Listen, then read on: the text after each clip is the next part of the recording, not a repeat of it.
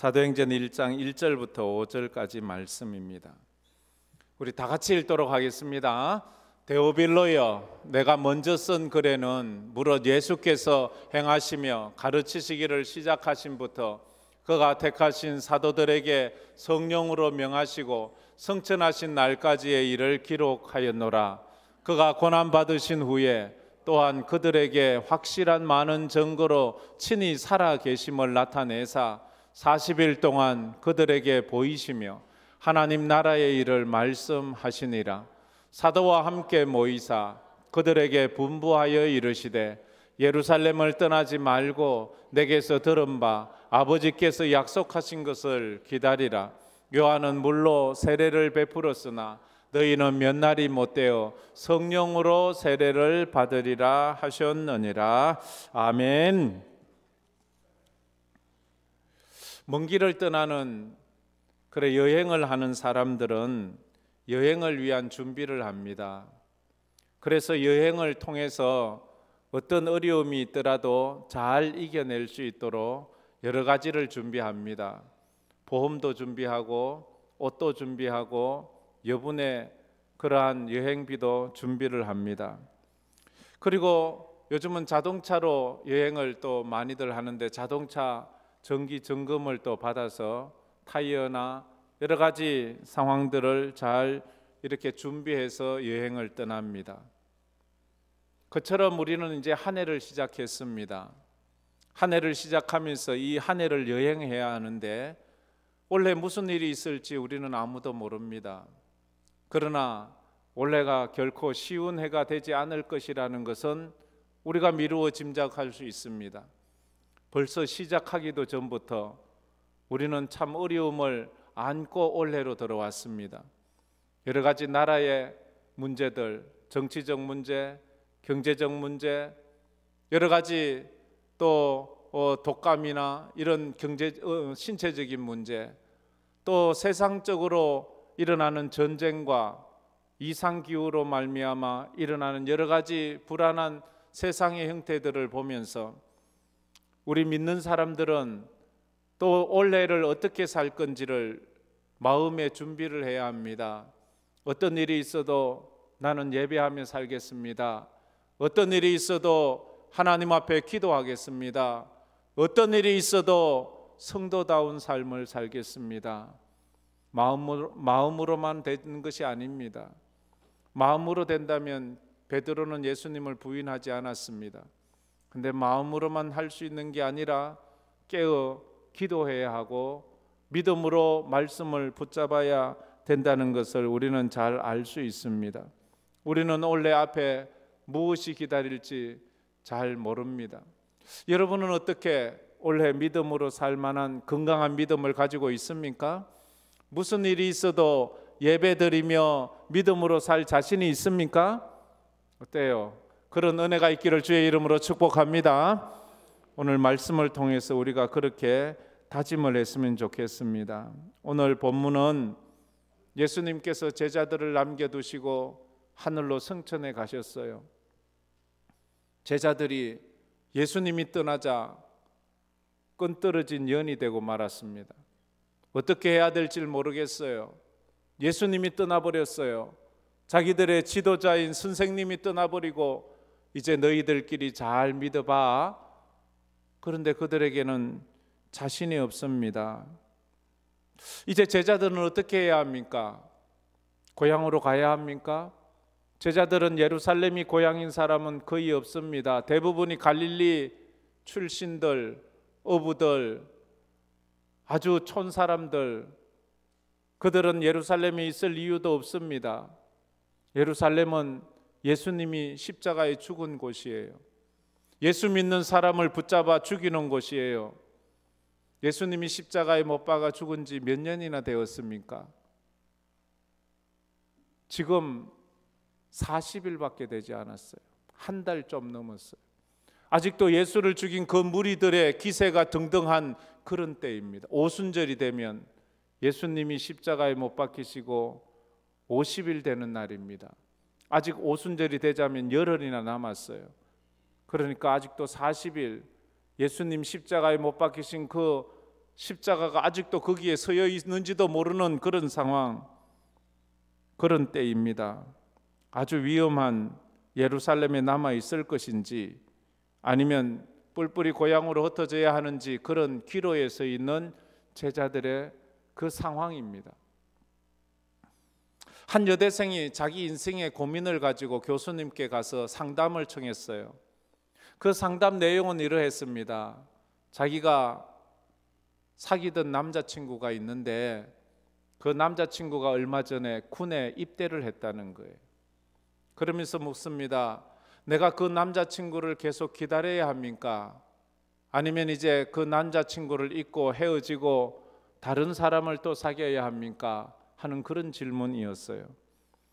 그 질문을 듣고는 교수님이 생각을 하시더니 하는 말이, 자네에게 지금이 참 좋은 기회야. 이 기회를 잘 생각해 보게. 지금까지 사귀었던 너의 그 남자친구를 너가 진심으로 사랑했는지, 아니면 그 남자가 그냥 좋아 보여서 좋아했는지, 그것을 판단할 수 있는 좋은 기회라는 거예요. 네가 그 남자를 진짜 사랑했는지, 아니면 그 사람이 그냥 좋아 보였는지. 만약 네가 그 남자를 진짜로 사랑했다면 그 남자를 위해서 기다리는 값을 지불할 것이다. 그러나 그가 좋아 보였다면 기다리는 값을 지불하지 않을 것이다 라고 이렇게 상담을 했습니다. 지금 제자들이 이런 고민을 하고 있는 거지요. 우리가 예수님을 끝까지 따라가야 합니까? 아니면 예수님을 떠나 이제 우리 각자 고향으로 가서 예전처럼 그렇게 살아야 합니까? 제자들의 믿음이 참 믿음이었는지, 아니면 믿음이 있는 것처럼 보였는지, 그것을 확인할 수 있는 좋은 기회가 되는 그런 시간입니다. 어쩌면 지금 코로나가 지나고 나서도 우리의 삶이 또 여전히 아직도 안정되지 못하고 있는, 그러면서 나라가 이렇게 또 혼란스러워지는 이런 상황을 보면서 내가 진짜 믿음의 사람인지, 내가 믿음의 흉내만 내고 살았던 사람인지를 우리가 판단해 볼 수 있는 좋은 기회라고 생각을 합니다. 과연 제자들은 어떤 결정을 했을까요? 여러분들은 원래 어떤 결정을 했을까요? 놀랍게도 제자들은 예루살렘을 떠나지 않았습니다. 그들은 끝까지 십자가 붙잡고 흩어지지 않고 도망가지 않고 믿음으로 살았습니다. 그렇게 겁쟁이였는데, 그렇게 비겁했는데 그들은 끝까지 복음을 전하며 들으는 순교의 자리에까지 가는 그런 믿음의 삶을 살 수가 있었습니다. 그러면 무엇이 그렇게 겁쟁이 베드로와 주의 제자들, 예수님 십자가에 붙잡혀 가시는 그날 밤엔 다 예수님 모른다고 떠났는데, 그 일이 있은 지 불과 수년이 지난 것이 아니에요. 불과 40일 후에 어떻게 그들은 이렇게 급변하는 인생을 살 수 있었느냐는 거예요. 우리의 신앙이 40일 만에 완전히 그렇게 비겁한 신앙이 용감한 신앙으로 바뀌는 건 그렇게 쉬운 것이 아니거든요. 어떻게 참된 예수의 제자가 되었는지 오늘 살펴보려고 합니다. 첫째로, 예수님의 생애를 알아야 예수님의 참된 제자가 됩니다. 우리가 볼 수 다 같이 한번 읽어봅시다. 예수님의 생애, 탄생, 가르치심, 십자가, 부활, 성천을 알아야 참된 예수의 제자가 됩니다. 오늘 1절, 2절 말씀에 그 요지의 말씀을 하고 있습니다. 사도행전의 저자가 누군가 하면 누가라는 사람입니다. 누가는 신약 성경에 있어서 두 권의 신약 성경을 씁니다. 누가복음과 사도행전, 이렇게 두 권을 씁니다. 그래서 이 누가복음과 사도행전은 하나의 짝이에요. 누가복음은 상권이라면 사도행전은 하권입니다. 그래서 상권과 하권은 이렇게 서로 연결되는 그런 내용을 쓰고 있습니다. 1절 말씀에 보면 이렇게 나와 있습니다. 내가 먼저 쓴 글에는, 이렇게 1절에 데오빌로여 내가 먼저 쓴 글에는 내가 먼저 쓴 글이라고 1절 말씀에 말합니다. 그것은 바로 누가복음을 칭하고 있습니다. 내가 누가복음에 쓴 글은 물론 예수께서 행하시며 가르치시기를 시작하신 부터 쭉 해서 또 2절에 보면 성천하시는 날까지의 일을 기록하였노라. 예수님의 생애에 대한 기록을 누가복음에 기록했다 하는 것을 우리에게 가르쳐 주고 있습니다. 그리고 그러면 이 누가복음의 수신자는 누구냐는 거예요. 우리가 읽었듯이 데오빌로여, 데오빌로라는 사람에게 보냅니다. 누가복음도 1장에 보면 데오빌로 각하여 데오빌로에게 보내고 사도행전도 동일한 수신자 데오빌로에게 쓰고 있습니다. 동일한 저자, 동일한 수신자가 두 권의 책을 이렇게 공유하고 있음을 우리가 알 수 있습니다. 근데 누가복음에서는 데오빌로를 칭할 때 각하라는 호칭을 씁니다. 각하라는 호칭은 2000년 전 로마 시대에 누구에게 붙이는가 하면 총독 이상이 되는 귀족층에게 쓰는 호칭입니다. 그러니까 데오빌로는 그의 직책이나 사회적 신분이 총독 이상, 빌라도 총독 이상 되는, 총독이거나 그 이상 되는 신분을 가진 아주 로마에서는 최고위층 사람 중에 하나였다라는 것을 알 수 있습니다. 여가 이제 뒤에 예수를 믿게 되고 기록에 의하면 도미티안 황제 때 기독교 또 박해 그 초창기 그 예수 2000년대에 있었던 로마 시대의 그 황제들은 대부분이 핍박을 아주 심하게 했어요. 도미티안 황제 때에 이 데오빌로가 예수를 믿는 것 때문에 순교를 했다는 기록이 전해져 오고 있습니다. 그런데 누가는 왜 이 데오빌로에게 이 누가복음과 사도행전을 기록해서 보냈을까 하는 거예요. 데오빌로는 누구이고 누가는 누구냐 하는 거예요. 누가는 의사입니다. 그러면서 동시에 노예였어요. 누구의 노예였는가 하면 이 데오빌로의 노예였어요. 데오빌로의 노예라고 해서 뭐 무식하고 뭐 천하고 뭐 그런 막 사는 인생들이 아니에요. 2000년 전 로마 시대의 노예들은요, 아주 지식이 있고 굉장히 신분이 괜찮은 사람들이에요. 노예들은 대부분이 전쟁을 해서 전쟁터에서 쓸만한 사람은 잡아오고 별로 소용가치가 없는 뭐 하층 계급이나 뭐 이렇게 뭐 재능이 없는 사람들은 다 죽여버립니다. 그래서 포로로 잡아와서 노예로 세운다는 것은 그 전쟁터에서 귀족층들, 그 다음에 지식이 있는 사람, 뭔가 기술이 좋은 사람, 쓸만한 가치가 있는 사람들을 데리고 옵니다. 그래서 2000년 전에 보면 그 노예들이 주인 집의 아들의 가정교사가 돼요. 노예들의 지식이 아주 높기 때문에 노예들은 주로 헬라 문명을 가지고 있는 철학의 그런 사상을 가지고 있어서 그래서 로마의 귀족들에게 그 노예들이 가르쳐 준 거예요. 노예들의 신분과 지식이 아주 높기 때문에. 누가도 의사였어요.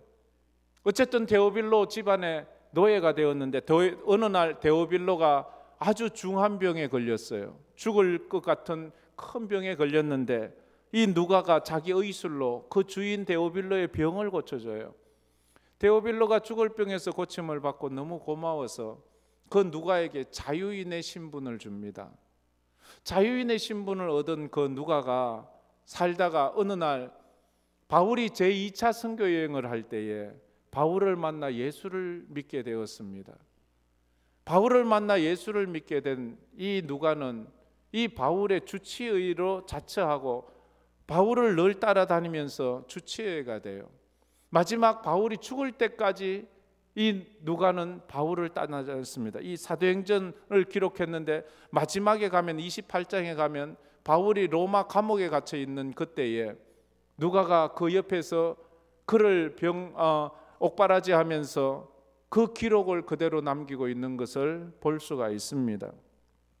그래서 이 누가가 예수를 믿고 나서 자기를 자유인 만들었던 자기의 옛주인 데오빌로가 너무 고마워서 그 데오빌로에게 누가복음을 써서 헌정을 하고 사도행전을 써서 헌정을 하는데 이 편지를 받아본 누가복음과 사도행전을 받아 읽은 데오빌로가 이것을 읽고 예수를 믿게 되고 결국은 그 믿음 때문에 그의 삶을 순교의 삶까지 드리게 되는 그런 귀한 삶을 살게 되는 것을 우리는 알 수 있습니다. 그래서 누가복음을 모르면 사도행전을 잘 이해할 수가 없습니다. 누가복음은 예수님의 행전이에요. 예수님의 생애, 태어나시고 죽으시고 부활하시고 승천하시는 날까지의 기록이 누가복음에 다 있어요. 사복음서가 다 그런 거지만 누가복음은 그렇습니다. 그런 반면에 사도행전은 이제 예수님께서 승천하시고 난 다음에 기록인데, 그걸 갖다 성령행전이라, 성령께서 하셔, 사도행전이라고 해서 사도들이 주인공인 것 같지만 물론 그래요.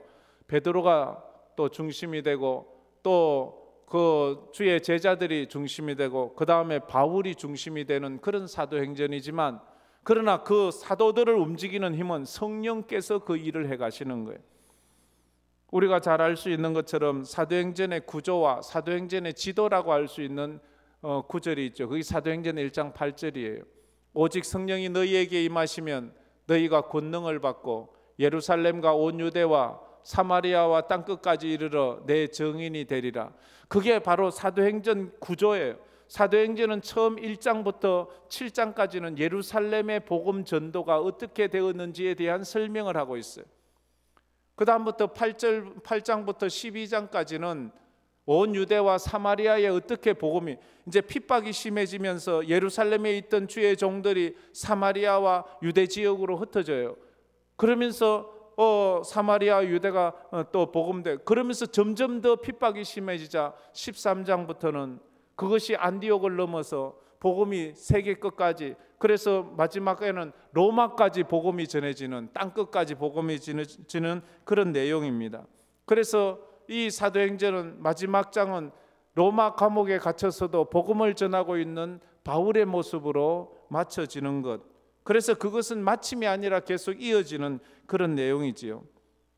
기독교 신앙의 목적이 뭡니까? 여러분은 왜 예수를 믿나요? 여러분은 왜 오늘 예배를 드리고 있나요? 우리는 잘 알고 있습니다. 기독교는 기복신앙이 아니라는 것을, 기독교 신앙은 기복신앙을 넘어서야 된다는 것을. 그럼에도 불구하고 우리의 신앙은 기복신앙에 딱 걸려서 잘 넘어가지 못한다는 것 또한 사실이에요. 내가 이 신앙을 넘어서야 된다는 것을 알면서도 여전히 내 기도 제목은 기복적 신앙을 넘어서지 못해요. 기복적 신앙이란 우상 섬기는 사람들의 신앙이에요. 그저 잘 먹고 잘 살고 건강하고 오래되고 무병장수 만사형통, 그게 기복신앙이잖아요. 우리 예수 믿는 사람들의 신앙은 그것을 뛰어넘어야 돼요. 왜? 우리의 신앙은 이 땅이 최종 목적지가 아니라 죽어 천국이 우리의 최종 목적지이기 때문에 나의 진정한 나는 이 육신, 이 고깃덩어리가 아니라, 흙덩어리가 아니라 내 속에 있는 영혼이 진정한 나라는 것을 우리는 잘 알고 있습니다. 여기 아직도 그걸 못 깨닫는 분이 있나요? 진짜 여러분은 누구입니까? 늙고 병들고 힘없어질, 죽어 없어질 이 육신이 진정한 나입니까? 그 속에 있는 영혼이 진짜 나입니까? 영혼이 살 것입니다. 우리는 이 믿음으로 나갑니다. 우리가 예수를 믿는 이 믿음이 견고한 것은 우리의 신앙의 이유가 뭐예요? 우리가 예수를 믿는 이유는 예수님의 십자가와 부활 때문이에요. 예수님의 십자가와 부활이 없다면 우리가 예수 믿을 이유가 없어요. 예수님이 나의 죄 때문에 십자가에 죽으시고 내 죄를 사해 줬다는 증거로 부활하심으로 그분이 참 하나님이시라는 것을 증거했기 때문에 내가 예수를 믿는 이유는 예수님이 뭐 잘생겨서도 아니고 예수님이 돈이 많아서도 아니라 예수님께서 내 죄를 위해서 십자가에 죽으신 하나님이시기 때문에 우리는 그 예수님을 믿는 것입니다. 그래서 십자가와 부활에 대한 신앙이 없다면 생명 없는 신앙이에요. 생명 없는, 능력도 없는 신앙이에요. 그래서 제자들도 그랬죠. 처음 예수를 믿을 따라다닐 때 제자들도 뭐 높은 자리 하려고, 우의정 하려고, 좌의정 하려고, 뭐 좀 이 세상에서 큰 소리나 치려고, 제자들의 신앙도 그랬습니다. 그러다 그들이 부활의 주님을 만나고는 신앙이 완전히 바뀌어 버렸어요. 부활의 예수님을 만나고 참 신앙인이 되었어요. 초대교회 성도들의 신앙이 이렇게 바뀌어갑니다. 초대교회 성도들도 우리와 다르지 않았어요. 처음 예수 믿을 때는 예수 믿고 복받고 예수 믿고 잘 돼 보려고 그랬는 거예요. 예수 믿고 따라다니다 보니까 병도 고쳐주고 예수님이 배고픈 자에 먹을 것도 주고, 예수님이 풍랑도 잔잔하게 하고 귀신도 쫓아내고 기적도 행하고, 아, 저분 따라가면 좋은 일이 많겠구나 이래 생각해서 갔는데, 그래서 환란이 오고 핍박이 오자 이게 아닌데, 예수를 따르면 환란이 없어야 되는데 왜 환란이 오지? 예수를 믿으면 가난하지 말아야 되는데 왜 가난해지지? 그러면서 사람들이 예수 믿으면서 핍박이 오고 가난해지자 떠나기 시작했어요. 그때야 깨달았어요. 예수를 믿는 이유가 무엇인지. 그래서 성경은 말하지요. 사람들이 예수를 떠나는 이유, 신앙을 버리는 이유는 가난해서가 아니에요. 삶이 힘들어서가 아니에요. 무엇 때문에 그들이 떠나는가 하면 예수를 몰라서 그래요. 십자가의 주님을 모르고 부활의 주님을 모르니까 그들은 예수를 떠날 수밖에 없는 거예요. 제자들도 그랬어요. 그랬다가 성령 받고 나서 부활의 주님을 만나고는 그들이 예수를 믿는 이유가 이 세상에서 출세하는 것이 아니라, 부귀 영화가 아니라 진정한 영원한 세상 하나님의 나라를 목적으로 한다는 것을 깨닫고 그들은 믿음으로 살아가게 되었다는 것입니다. 우리에게도 이 예수님의 생애에 대해서 우리가 잘 알아야지만 우리가 진정한 예수의 제자가 될 수 있다는 거예요. 예수님의 생애가 십자가에서 죽음으로 끝난 것이 아니라 부활하시고 승천하심으로 연결되는 거예요. 두 번째로, 예수의 부활 후 40일 동안의 일들을 알아야 예수의 참된 제자가 됩니다. 다 같이 읽어봅시다. 예수의 부활 후 40일 동안의 일들을 알아야 참된 예수의 제자가 됩니다. 예수님은 부활하셨어요. 그리고 이 땅에 40일 동안 계셨어요. 40일 동안 계시면서 제자들과 함께 40일을 유하셨어요. 이 40일이란 시간은 그 전에 예수님이 십자가 지기 전에 있었던 3년과는 비교할 수 없는 거예요. 3년을 예수님을 쫓아다녀도 예수님의 고난에 함께할 수 없었는데 40일 예수님의 부활을 보고는 그들이 예수와 함께 죽음까지도 함께해요. 그래서 신앙이라는 것은 길이가 중요하지 않아요. 그가 부활의 주님을 만났느냐 만나지 않았느냐가 중요해요. 3년 따라다니고 떡 얻어 먹으면 뭐해요? 예수님 십자가 질 때 다 도망갔는데.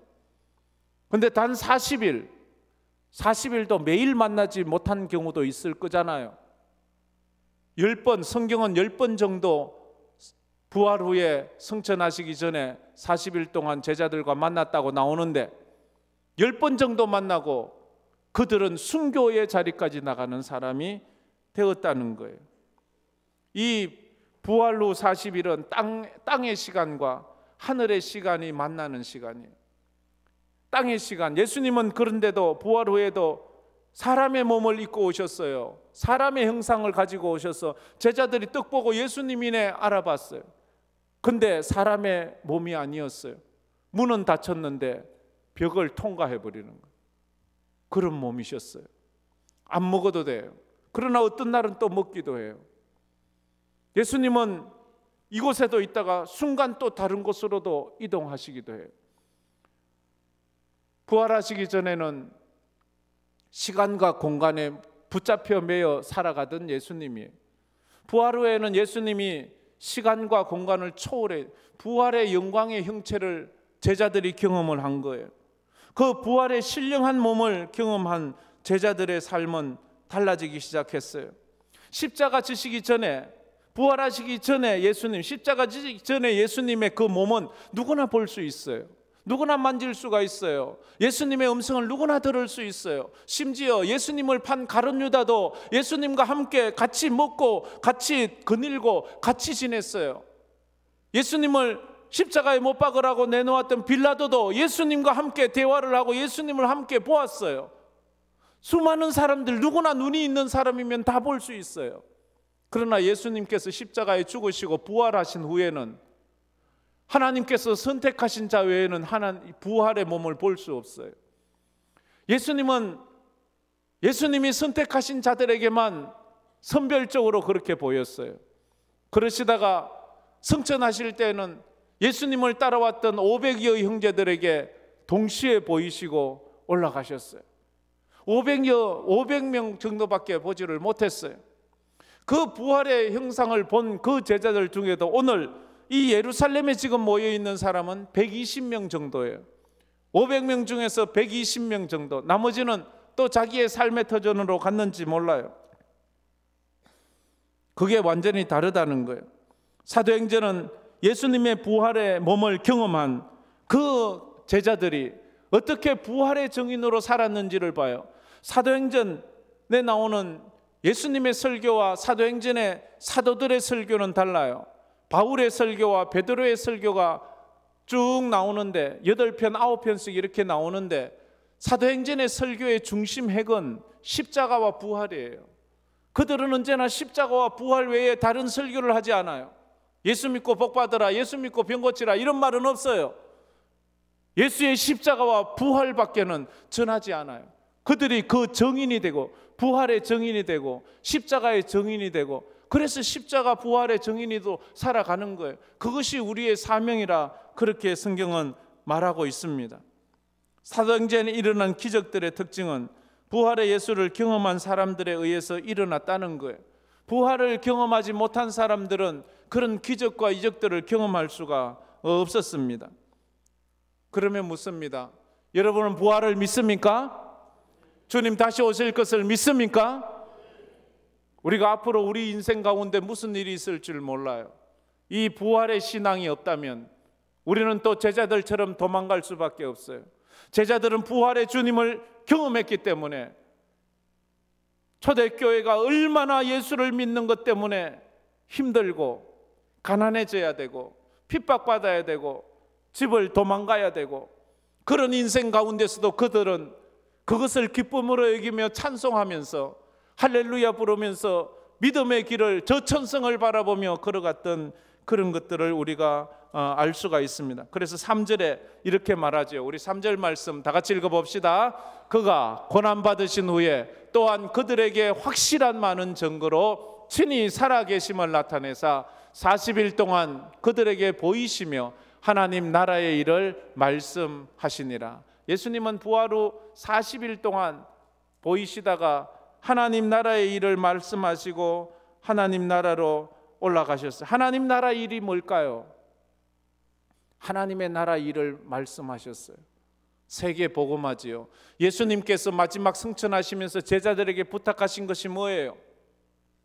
너희는 땅끝까지 이르러 내 증인이 되라는 것이잖아요. 아버지와 아들과 성령의 이름으로 세례를 주고 내가 너희에게 분부한 모든 것을 가르쳐 지키게 하라. 볼지어다 내가 세상 끝날까지 너희와 함께 할지어다. 오직 성령이 너희에게 임하시면 너희가 권능을 받고 예루살렘과 온 유대와 사마리아와 땅끝까지 이르러 내 증인이 되라. 내 증인, 주님이 주신 지상 명령, 가장 크고 중요한 명령은 복음 전도, 영혼 구원이에요. 우리가 지금 세상이 힘들다고 거기에 휩쓸려서 어떻게 하면 편하게 살까, 어떻게 피난처나 구해놓고 뭐 어디가 뭐나 구해놓고 비밀 장부나 이런 게 아니고 복음 전하는 거예요. 말세가 될수록 우리의 할 일은 복음 전하는 거예요. 그래서 제자들은 이 복음 전하는 일에 그들의 인생을 들였다 하는 거예요. 마지막 세 번째, 하나님 아버지께서 약속하신 성령을 받아야만 예수의 참된 제자가 됩니다. 다 같이 읽어봅시다. 하나님 아버지께서 약속하신 성령을 받아야만 예수의 참된 제자가 됩니다. 우리의 인생 목표가 있다면 진정한 예수쟁이가 되는 거예요. 우리의 삶의 목표는 진정한 그리스도인이 되는 거예요. 뭐 높은 벼슬을 하는 것도 아니고 사람들에게 추앙받는 것도 아니라 우리는 참된 그리스도인이 되는 거예요. 그래야지만 마지막 날에 잘하였도다, 착하고 충성된 종아, 칭찬 듣는 사람이 될 수 있기 때문에 아무리 높은 것, 아무리 많은 것을 가져도 악하고 게으른 종이 되면, 주님 앞에 인정받지 못한다면 내 인생은 실패예요. 내 인생의 성공과 실패를 무엇으로 판단할 것입니까? 사람들의 박수로? 세상 사람들의 인정으로? 아니에요. 마지막에 내 인생의 성공과 실패는 하나님이 나를 어떻게 인정하시느냐예요. 하나님이 인정하시면 세상 사람 다 몰라줘도 내 인생 성공한 거예요. 하나님만 알아주시면. 그런데 세상 사람들 다 박수를 쳐줘도 하나님이 나 너 모른다 하시면 그 인생 헛산 거예요. 왜냐하면 지옥 가야 되거든요. 내 인생이 지옥으로 끝나면 아무리 화려해도 실패한 것이고, 아무리 초라하고 못나도 내 인생의 끝이 천국이라면 그것은 내 인생이 성공한 거예요. 그에게 말합니다. 4절 5절에 말하죠. 세 가지 명령을 내리시는데요, 4절에 보면 예루살렘을 떠나지 말라 합니다. 예루살렘 4절 말씀 한번 다 같이 읽어 보겠습니다. 사도와 함께 모이사 그들에게 분부하여 이르시되 예루살렘을 떠나지 말고 내게서 들은 바 아버지께서 약속하신 것을 기다리라. 4절에는 두 가지 말하죠. 예루살렘을 떠나지 말라, 약속하신 것을 기다리라. 두 가지. 예루살렘을 떠나지 말래요. 예루살렘은 위험한 곳이라고 말했어요. 예루살렘은 예수님이 죽은 곳이에요. 아직도 예수님을 죽인 그들의 분노가 아직도 가시지 않아요. 예수의 잔당들을 찾아 나서고 있어요. 아주 위험한 곳이에요. 그리고 예수님을 따르는 대다수의 제자들은 유대 사람이 아니에요. 갈릴리 사람이에요. 갈릴리는 멀어요. 그들은 이 예루살렘에 있으면 안 돼. 먹을 것도 없고 있을 것도 없고 아는 사람도 없어요. 그들은 갈릴리로 가야 돼요. 그런데 주님은 말해요. 예루살렘을 떠나지 말래요. 예루살렘에 있으래요. 이 예루살렘은 어딘가요? 왜 그런가요? 예루살렘은 구원의 진원지예요. 십자가와 부활이 일어났던 곳이에요. 그곳을 떠나지 말래요. 우리 성도들은 삶이 힘들고 어려워도 예배당을 떠나지 말아야 돼요. 주의 전에 머물러 있어야 돼요. 왜? 이곳에서 십자가와 부활이 증거되기 때문에, 그것만이 나를 믿음으로 살 수 있기 때문에, 힘들고 어렵다고 학원 다니고 뭐 자격증 따고 학교 다니고 이런다고 내가 믿음으로 살 수 있는 게 아니에요. 힘들고 어려울수록 하나님의 교회, 복음의 진원지 십자가와 부활을 들어야 된다 하는 것입니다. 그리고 또 왜 예루살렘을 떠나지 말아야 합니까? 예루살렘은 교회가 출발한 곳이에요. 교회가 시작된 곳이에요. 교회가 시작되면서 거기에 성령이 부어진 곳이에요. 이곳에 와야 성령의 경험을 할 수 있기 때문에 그래요. 오직 성령이 너희에게 임하시면 너희가 권능을 받고 예루살렘에 머물고, 그 다음에 권능 받은 사람이 유대와 사마리아로 땅끝으로 나아가 복음을 전할 수 있기 때문에 우리는 이곳에 머물러야 합니다. 왜 또 우리는 이곳에 머물러야 합니까? 이곳은, 예루살렘은 하나님의 예언이 있고 하나님의 약속이 있는 곳이었기 때문에 그래요. 이미 하나님은 수천 년 전에 아브라함 때부터 예루살렘에 대한 예언을 하셨어요. 그래서 아브라함에게 그 아들 독자 이삭을 제물로 모리아산에서 바치라고 한 그 모리아산이 예루살렘에 있어요. 학자들은 그 예루살렘 모리아산이, 이삭을 번제로 드렸던 그 모리아산을 골고다라고 생각을 해요. 골고다, 예수님이 십자가에 못 박히신 그곳에 이미 수천 년 전에 아브라함을 통해서 거기에서 어린 양 대신 하나님의 사람이 십자가에 그렇게 제물로 바쳐질 것을 예언한 곳이기 때문에 우리는 하나님의 전, 이 예루살렘을 떠나지 말라 그렇게 말씀하세요. 두 번째로 아버지의 약속한 것을 기다리라 말하고 있어요. 아버지께서 약속한 게 뭐예요? 성령이지요. 내가 몇 날이 못하면 성령을 부어주리라 말씀하셨잖아요. 복음 전파는 영적인 사역이에요. 복음 전파를 하는데 공부 많이 했다고 잘하는 게 아니에요. 복음 전파하는데 힘세다고 잘할 수 있는 게 아니에요.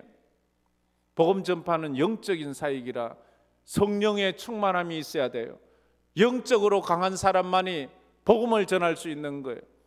무식한 사람이라고 복음 전하지만 무식한 구두 닦기 정말로 초등학교도 잘 나오지 못해서 철자마다 쓰는 철자마다 다 틀린 그런 문법적인 약점을 가지고 있는 그 무디가 그렇게 잘 공부한 학박사들보다 어마어마하게 전도의 능력을, 그는 말씀만 전하면 그에게서 지식이 나간 것이 아니라 성령의 능력이 나가서 그 말씀을 듣는 자들마다 가슴이 뒤집어지고 심령이 뒤집어지고 회개의 역사가 있어 예수 만나는 그런 역사가 일어났다 하는 것입니다. 그래서 우리는 약속한 성령을 받아야 되는 거예요. 성령의 사람이 돼야 되는 거예요. 왜냐하면 예수님이 떠나시는 것이 제자들에게 유익하기 때문에, 그래야 예수님께서 떠나시고 성령이 오시기 때문에 요한복음 16장 7절에 그렇게 말하고 있습니다. 요한복음 16장 7절 다 같이 읽겠습니다. 그러나 내가 너희에게 실상을 말하노니 내가 떠나가는 것이 너희에게 유익이라. 내가 떠나가지 아니하면 보혜사가 너희에게로 오시지 아니할 것이요 가면 내가 그를 너희에게 보내리니 라고 말해요. 성령을 보낸다. 성령의 이름은 여러 가지가 있어요. 성령을 칭할 때 하나님의 영이라고도 말합니다. 예수의 영이라고도 말합니다. 그냥 성령이라고도 말합니다. 우리는 하나님에 대한 믿음이 삼위일체의 믿음입니다. 삼위일체는 이론적으로 이해되거나 배워서 깨달을 수 있는 것이 아니에요. 이건 믿어야 되는 거예요. 믿음이라는 것, 신앙이라는 것은, 신앙의 영역으로 딱 들어가는 것은 이해와 공부로 해서 되는 것이 아니고 믿음의 영역, 믿어야 되는 거예요. 천국은 믿어야 되는 거예요. 아무리 논리적으로 해서, 하나님은 믿어야 되는 존재예요. 하나님은 믿어야 되는 거예요. 그걸 갖다가 따지고 뭐 하면 안 되는 거예요. 부활도 믿어야 되는 거예요.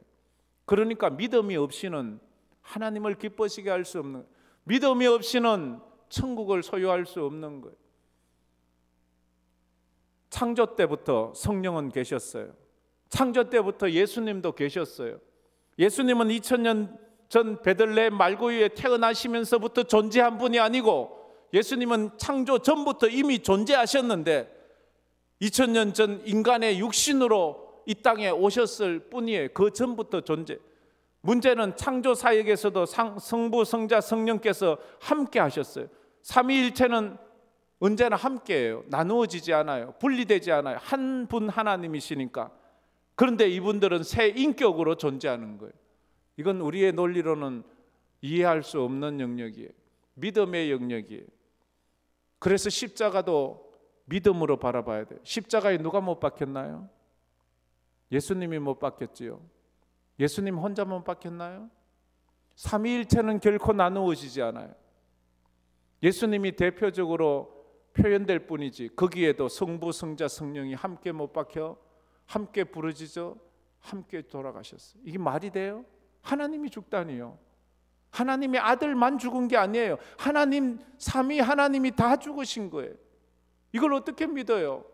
근데 믿어야죠. 그게 믿음인데요. 하나님이 죽으면 이 세상은 어떻게 되고요? 하나님이 그만큼 우리를 사랑하신 거예요. 그래서 이 성령을 받아야 돼요. 예수님이 육체로 계시면 시공간의 제약을 받잖아요.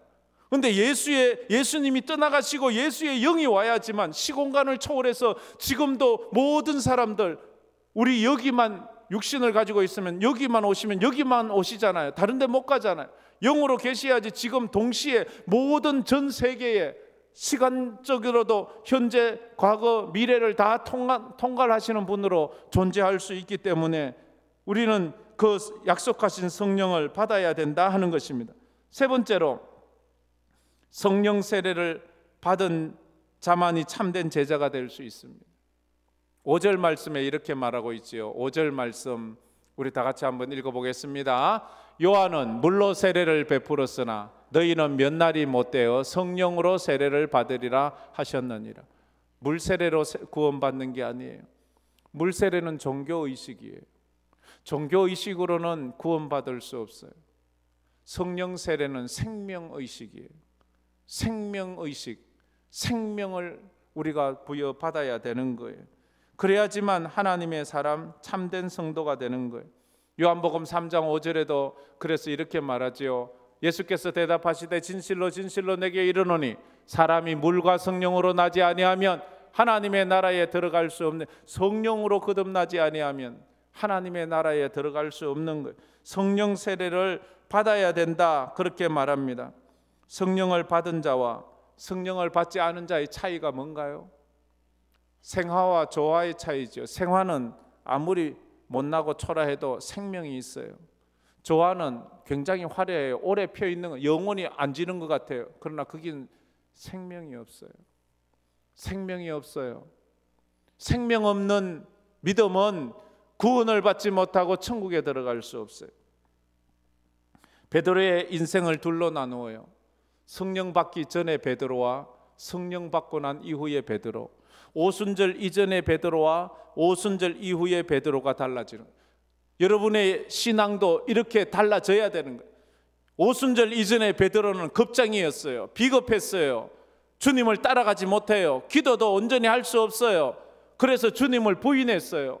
늘 실패했어요.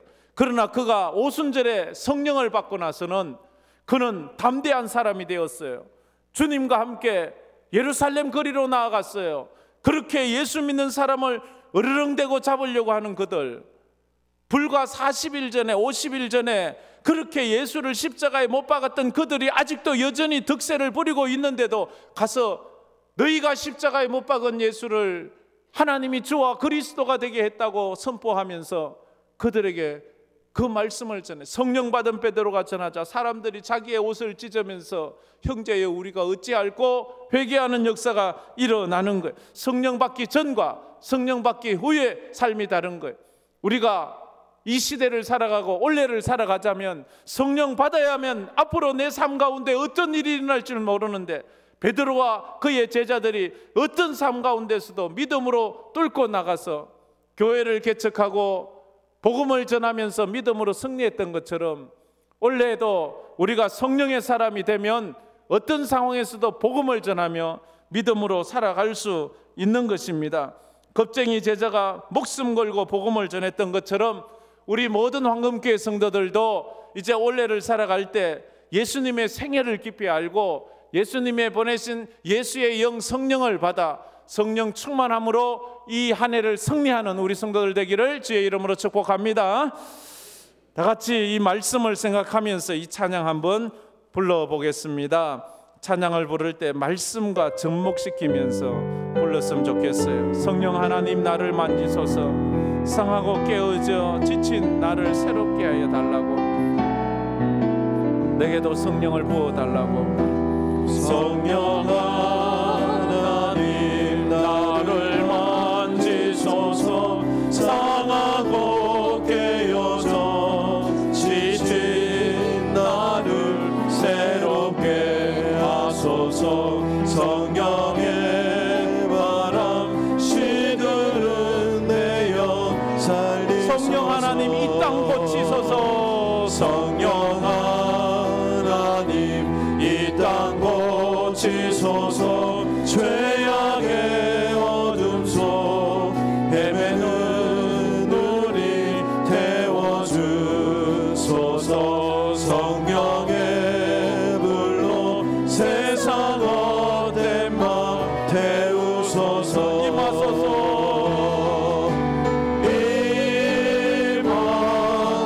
임하소서. 성령 하나님이시여 지금 이곳에 임하소서. 바람처럼 불처럼 성령이여 임하소서. 임하소서. 성령 하나님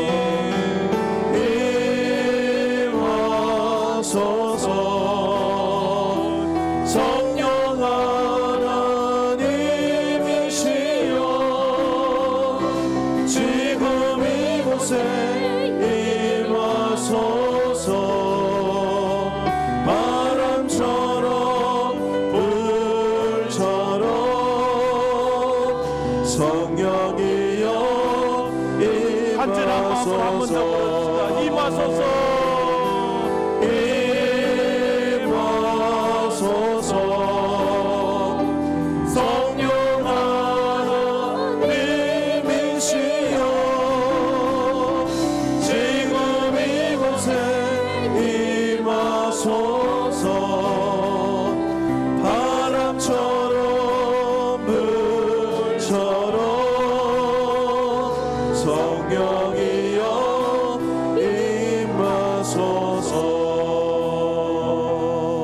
우리 다 같이 말씀을 생각하면서 머리를 숙여 눈을 감고 손을 모아 기도했으면 좋겠습니다.